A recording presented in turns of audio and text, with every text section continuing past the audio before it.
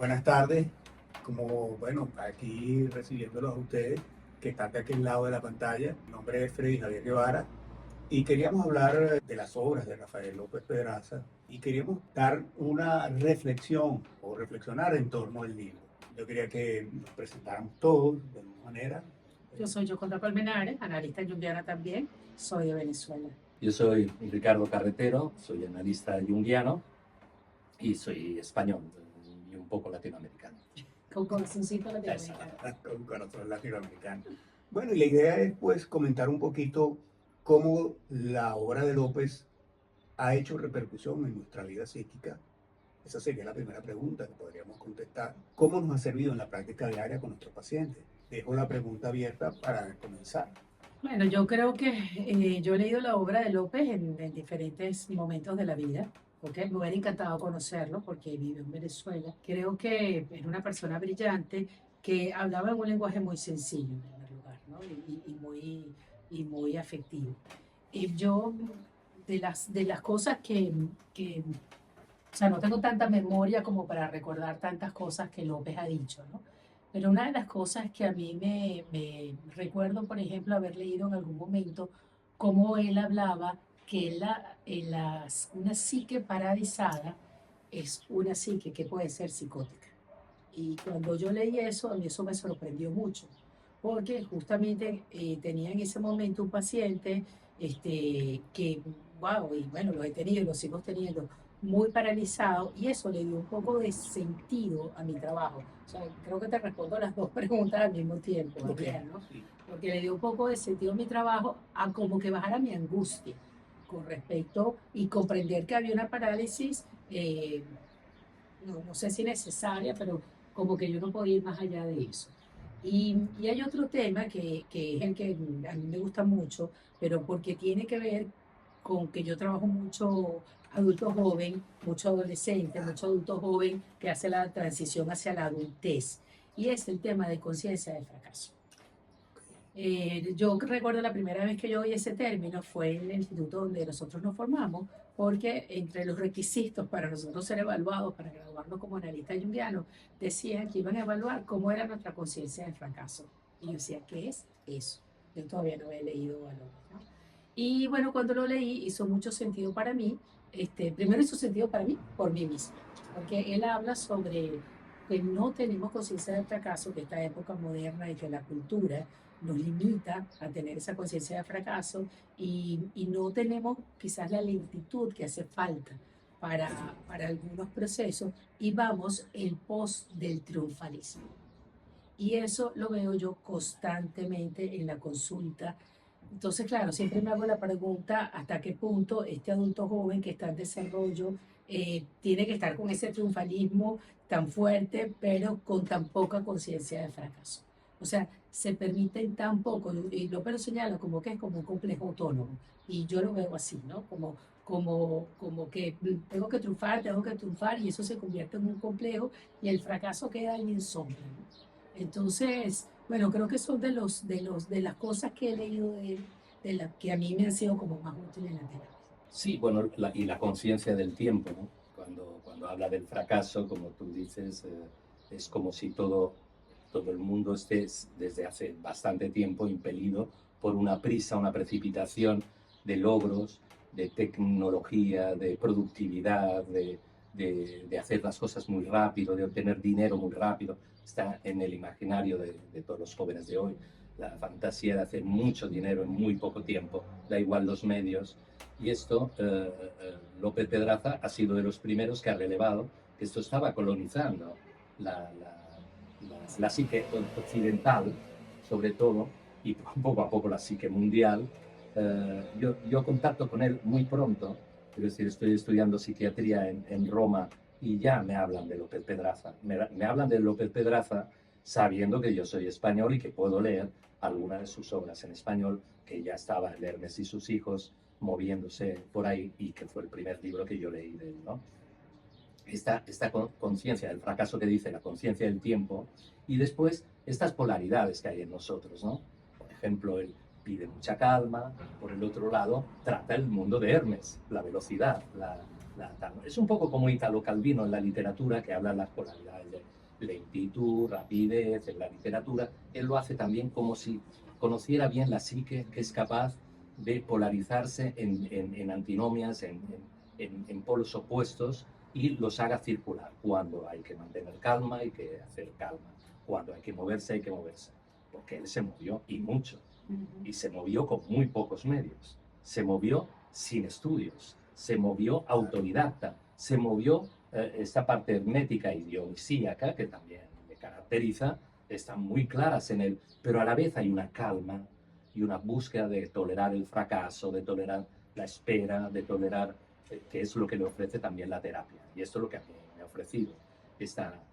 La terapia, los tiempos los marca el paciente, y hay veces que tienes que estar en parada con él y después se mueve y tú tienes que poderte mover sin alertar excesivamente, sabiendas de que hay que parar cuando se corre mucho, que hay que respirar y todo, pero que hay distintos tiempos y hay distintos momentos. Hay momentos para esperar mucho tiempo y hay momentos que hay que tomar decisiones, ¿no? Y esto López Pedraza es como un mago, porque lo es en su vida, no es solo su obra. Él, yo creo que es una biografía andante. Ese movimiento hacia Londres, primero hacia Caracas, después hacia Londres, después hacia Alemania, aprende lenguas, incluso hace las primeras obras fuera de su lengua. Digo, yo creo que tiene unas características muy personales, muy de imaginación, pero mucho reposo también. Una de las cosas que yo me recuerdo que él me comentaba era que cuando él entró en Zúrich, uno de los primeros requisitos que se pedían para ingresar a la formación era si uno había fracasado alguna vez en su vida. Si eso no existía, entonces la persona no había, o sea, no podía entrar. Para, de alguna manera, reconocer, empezar a ahondar en las profundidades de la psique de la persona, de cuáles son sus propias complejidades. Y así surgió en ese momento Conciencia de Fracaso. Conciencia de Fracaso surge a partir de un poema, Rafael Cadenas, leído por él hace muchísimo tiempo y que le produjo una gran reflexión en torno al tema. Por supuesto, esto unido con ese recuerdo del ingreso al Instituto Jung en Zúrich. Para mí, Conciencia de Fracaso es un punto fundamental dentro de la psicología de López, o dentro de la práctica psicoterapéutica de López, porque es el registro del alma cuando no está en el titán, en el exceso, en ese espacio donde todo es posible, sino donde tú tienes las limitaciones del hombre, del ser humano como tal, que es las limitaciones que tenemos todos como personas. Eso para mí es una cosa fundamental. Otra cosa que para mí ha sido muy interesante, yo se los traigo aquí a colación porque creo que es un punto importante a trabajar, es que López escribe desde los arquetipos que están en la sombra, o no son arquetipos iluminados, sino arquetipos cetónicos, arquetipos terrenos. Él habla de Hermes, él habla de Príapo, él habla de Dioniso, arquetipos que tienen que ver con los instintos, con las emociones, con el mundo psíquico que resguarda todas esas episodios emocionales e instintivos que nos traen controversias, que nos producen tensiones emocionales en nuestra vida psíquica diaria. Nos está hablando del hombre común, del hombre que camina, que se mete en un bar y que de repente coge una borrachera, o del hombre que pega a su mujer, o del hombre que de alguna manera, o de la persona que cae preso por alguna situación en particular, por una adicción. Está hablando de un hombre común, de un hombre del cual se ha hablado poco. Entonces, para mí esto es una reflexión interesante que les traigo, ¿no? No sé si a ustedes les ha pasado lo mismo. Tú lo conociste personalmente, Javier, y compartiste mucho con él. Entonces, cuando tú señalas esto, no sé, a mí me gustaría, me da como curiosidad, como por ejemplo, frente a un paciente, porque esos son motivos de sufrimiento importante en un paciente.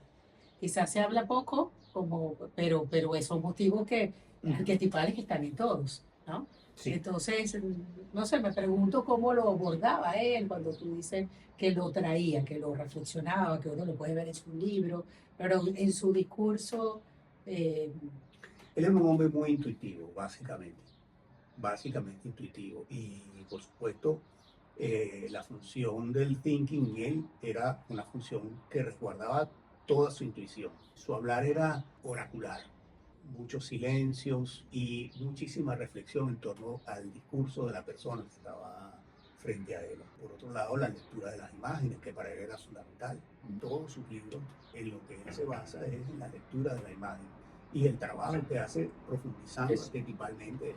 Eso fue la herencia que dejó desde Zúrich en todo el mundo italiano, la custodia de las imágenes, ¿no?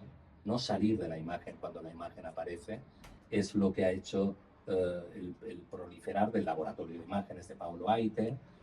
Todo esto viene del mundo de López Pedraza y viene directamente. Alguien italiano que estaban haciendo su formación en Zúrich, y cuando digo alguien digo muchos, porque había muchos exponentes italianos formándose en el tiempo de López Pedraza allí en Zúrich. Entonces recogen este legado de él y lo desarrollan con este laboratorio espectacular que tienen de imágenes con Paolo Aite y su juego de arena tamizado por el juego de imagen, de detenerse en la imagen e incluso darle un contenido histórico. Lo que hacen, por ejemplo, que han desarrollado a López Pedraza es custodiar la imagen frente a lo que hacen en el Semplay y después, 20 años después, Paulo les llama de nuevo y ellos vuelven a hablar de la imagen a ver qué ha pasado 20 años después de la imagen producida, que la han custodiado en filmación o en fotografía para que puedan volverse a interrogar sobre la imagen y no salir de ella. Ese no salir de ella, de la imagen que era tan propio de López Pedraza y como este instinto intuitivo también de si no te detienes y te mantienes en la imagen, adquirirás como un fracaso del corrimiento psíquico que te permitirá hablar o escribir lo que tú piensas, ¿no? Esto también, ¿no? Como homenaje a la libertad de acción, si te detienes en la imagen te dará lo que tú necesitas para poder hablar, ¿no? Y yo creo que es muy interesante esa herencia. Bueno, a mí me llegó. interesante, qué interesante. Claro, la frase stick to the image era una frase acuñada por él, que luego se atribuyó a Hillman, pero fue básicamente él quien la acuñó. Una de las cosas que aportaba era eso, mantenerse en la imagen tal cual era, sin salirse de los bordes de esa imagen y reflexionar en torno a ella. ¿Qué te producía a ti? ¿Qué le producía a tu psique en ese momento? A la psique del terapeuta y a la psique del paciente que estaba enfrente a ti. Y cómo esa imagen iba constelizando reflexiones en torno a ella y así producía un cambio, tanto en el terapeuta como en el paciente. Eso era básico en su psicoterapia, ¿no? Y el vínculo, ¿no? Y el vínculo se hacía desde esa elaboración sobre la imagen. Sí, entonces, bueno, yo creo que eso es en parte gran, además de toda la lectura de las imágenes sobre su obra, tocar esos aspectos que son tan terrenos de la vida psíquica del ser humano, o sea, tan del día a día. Por lo menos yo me recuerdo en uno de los libros que él analizó la película Tarde de Perros, porque le parecía interesantísima Tarde de Perros, por el hermafrodita. Y que el hermafrodita era un ente de cambio importante en la vida psíquica de una persona. Entonces, todas esas cosas, que esto venía de lecturas que él había hecho en Zurich, que había hecho en torno a la hermafrodita, cómo eso producía movilizaciones psíquicas cuando aparecía en los sueños. Ahí se apoya muchísimo en la literatura y en el cine también, Sí. para amplificar. Una de las cosas que me he preguntado, quizás vuelvo atrás con respecto a algo que hablamos antes, pero en toda esta cosa del triunfalismo, yo me he preguntado cómo vería López todo este fenómeno de las redes sociales, que aparentemente utiliza la imagen, pero no es esa imagen cuando él habla de quédate con la imagen. Y yo creo que es importante porque claro, estamos en un mundo de imágenes y cada vez más imagen y la gente se comunica a través de la imagen y quien nos oye, que no entiende lo que estamos hablando, pudiera pensar que es la imagen que corro así y no, es la imagen que viene en el sueño, es la imagen que es la metáfora que me viene cuando me estoy expresando posiblemente, ¿no? Pero entonces pensaba en eso de que una de las cosas que plantea es como en esa prisa, ¿no? Algunos arquetipos que tienden más a la prisa y uno de los aspectos arquetipales es el histrionismo, ¿no? Y yo pensaba todo el histrionismo del que va cargada las redes sociales. Bueno, eso Entonces me parecería, o sea, me encantaría tenerlo aquí y escucharlo, a ver cuál sería su análisis de eso. Porque yo creo que eso alimenta todavía una mayor superficialidad, una mayor carrera contra el tiempo, una menor reflexión, una mayor tendencia a vivir de la máscara. Entonces, bueno, creo que la época nos va llevando cada vez más en el colectivo a eso. Incluso con todo este tema del género, que no voy a hablar de eso, pero creo que es parte de esto mismo. sí, fíjate, yo creo que él hablaba básicamente de la imagen que mueve a la psique. Porque esta imagen de las redes sociales no mueve la psique, mueve el colectivo. Exacto. Y la idea es que mueva a tu psique, a la original, a la que te pertenece a ti, Y a la imagen que se deriva de tu psique. a la imagen que se deriva, Es la imagen que se deriva de tu psique, no la imagen externa. no la imagen externa. Entonces, claro, todo este evento, todos estos eventos de las redes sociales, todo este tipo de cosas son imágenes que están relacionadas con lo colectivo, con lo que está de moda, con lo que está fashion, con lo que está interpuesto en relación con un mundo que está afuera, pero que no mueve nuestras emociones, ni tampoco nuestros instintos. ¿Qué te parece a ti, Ricardo? No, a mí me parece que es así. Quizá no vea tantas diferencias entre el momento de López Pedraza y el actual. Claro. Yo veo que hay diferencias técnicas, no había móviles, pero se vivía muchísimo de moda, de tendencias, lo que se llamaban tendencias, y fuera de esa tendencia el individuo no existía. El colapso del individuo, la dificultad del individuo es antigua.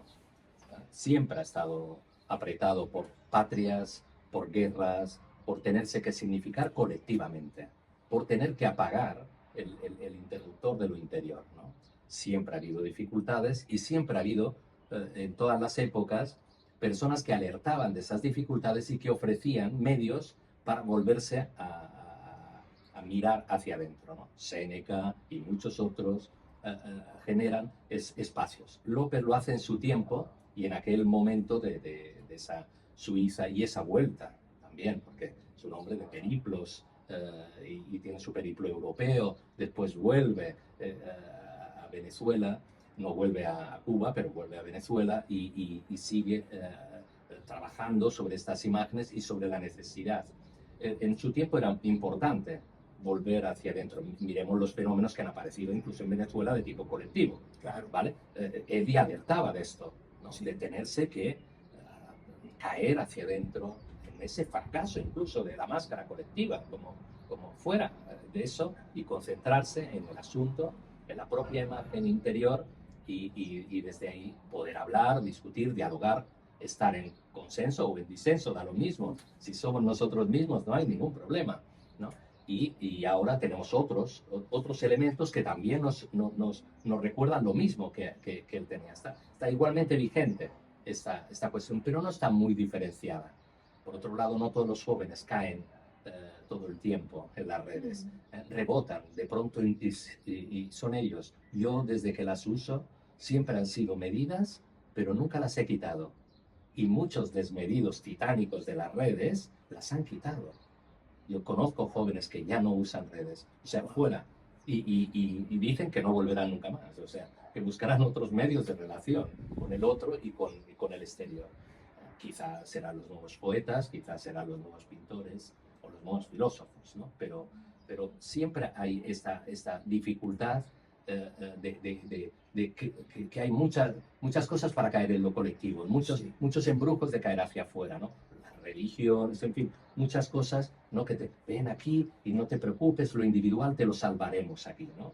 Y él, como uno de los grandes y de los buenos, te recuerda que el tema está dentro. Sea un campesino, sea quien sea, el tema está dentro. el individuo existe y hoy esto es vigente.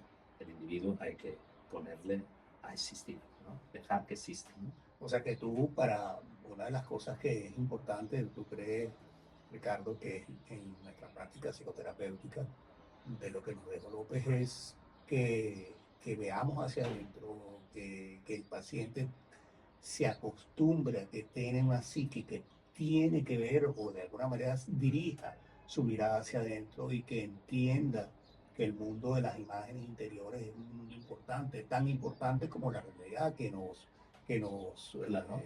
que nos rodea. Claro, la adaptación sería una parte del soplo, la mini adaptación para llegar a fin de mes, digámoslo así, Exacto. pero el resto de la respiración es hacia adentro. Si no, no llegas ni al fin del día, sin el sentido individual, ¿no?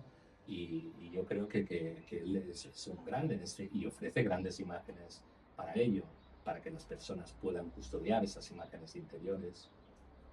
Y bueno, por esto es uno de los grandes, aunque tenga poca voz, en el sentido de que ha tenido más importancia su custodia. Me hablan más de López Pedraza cuando yo estoy en Italia, de uno que es de Venezuela, cuando juega en Venezuela, estando en Zúrich, que ahora que sus libros están, desgraciadamente, un poco fuera de lugar. Yo tengo una edición de Ernesto y sus hijos, tengo afortunadamente un libro que ya no existe, que es como parte del duende de la situación, ¿no? Del duende famoso que estudió sobre García Lorca, y que tiene ese embrujo de decir, bueno, quizá tiene que venir un tiempo donde se pueda hablar de López Pedraza con mayor tranquilidad y pudiendo compartir sus textos, ¿no? Yo creo que otra cosa importante es que él de alguna manera acercó la mitología al público, o sea, al colectivo. La manera en cómo están escritos sus libros y su obra hace que para el público sea más fácil acercarse a la mitología, pero no es una mitología, no como receta, como quizás algunos otros autores plantean la mitología que han tratado de acercársela más al público como receta. La manera en cómo él va elaborando es muy diferente. Uno puede ver el proceso psíquico, el proceso interno y su elaboración a través del mito, ¿no? Es otro, yo creo que es otro aspecto importante. Es el encuentro del mito personal lo que es fundamental para el desarrollo de la individuación del ser humano. Y eso lo tenía muy claro, las imágenes que vienen saliendo, cómo él agarra la mitología y de la mitología del hombre occidental que viene desde la Grecia antigua, pasa por el cristianismo y nos llega a nosotros ahora como una herencia que es fundamental para nuestra vida. Él saca imágenes que son nosotros propias, que nos pertenecen, que están en nuestro colectivo, en nuestro día a día. Y a partir de ahí, él va dibujando dónde están esas imágenes que en aquel momento, en la Grecia antigua, estaban allí y cómo se han traducido al momento actual. Y bueno, yo creo que eso es parte fundamental. Y yo creo que hay otra variable importante porque, bueno, yo también, las cosas que he leído de Jung, por supuesto Jung también invita a que hagas su imagen y también, por supuesto, acerca de la mitología y pues como el padre de la criatura, ¿no? Lo que pasa es que yo creo que leer a Jung directamente es mucho más complicado o sea, yo no sé si López en ese periplo que hizo, en ese origen latino, Sí. todo eso lo hizo de alguna forma quizás hasta más digerible. Esto mismo que estamos hablando, porque uno lee a Jung y también, por supuesto, acerca la mitología y cómo nos lo explica, pero es diferente. No sé explicar cuál es la cualidad diferente. Bueno, dio un paso, los arquetipalistas dieron un paso adelante, se apoyaban en Jung, obviamente, pero él los releía con muchísima frecuencia. Y entonces me decía, por ejemplo, un día me comentó, oye chico, me volví a leer tal libro. Tú no sabes las cosas que me han producido en la cabeza, pero es completamente distinto y diferente como lo estoy leyendo ahora. Y entonces todas estas cosas, él venía comentándolas y hablándolas, y me las comentaba, por supuesto, porque tenía múltiples lecturas y le gustaba la antropología, le gustaba la sociología, le gustaba leer sobre religiones, le gustaba leer sobre mitología, para que eso le diera, sobre todo, imágenes del hombre moderno. de esa manera fue que él fue estructurando su propio trabajo psicológico, el que él hacía diariamente, que era 24 horas por 7 días, porque lo hacía consigo mismo y también con sus pacientes, ¿no? Que era lo que era importante, él trabajaba diariamente, incluso podía a veces, él me podía decir, oye, tal paciente no me dejó dormir anoche, por ejemplo, una cosa así, porque me levanté pensando en tal persona y me quedé reflexionando sobre lo que me dijo y eso me dejó angustiado y no pude conciliar el sueño. Cosas de ese tipo, pues. Sí, ahí está el legado junguiano, que está el compromiso con los pacientes muy claro. Ellos tienen muy cerca el legado de Jung. Hace poco tiempo que Jung no está. Ha habido muchas personas que han conocido a Jung, entre la gente que le rodea, a James Hillman y todas las corrientes que aparecen unas arquetipales, otras más de corte filosófico, que son las que después también anidan en Italia a través de Mario Trevi y de Umberto Galimberti, ramas que vienen de la filosofía muy desarrollada, pero que todos están muy cerca del legado de Jung, del compromiso con el paciente y la no superioridad, ni moral ni ética, del terapeuta sobre el paciente, la no reductibilidad de la psique del paciente, sea quien sea, a través de la psique del terapeuta. No lo puedes reducir, ni tienes...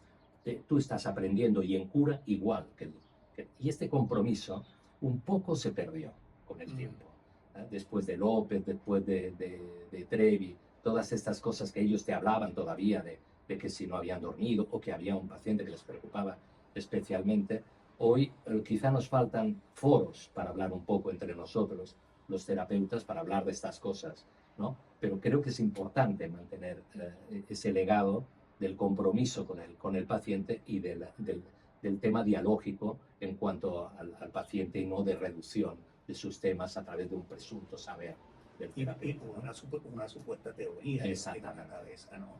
Es importante eso que dice Ricardo, la simetría, de eso lo hablaba muchísimo él, la simetría con el paciente, estar en la órbita del paciente y que eso sea una órbita simétrica, Claro. donde el paciente y terapeuta se muevan milimétricamente en esa órbita y ambos aprendan del momento terapéutico. Claro. Tiene que ver la transformación de ambos. Bueno, sí, claro.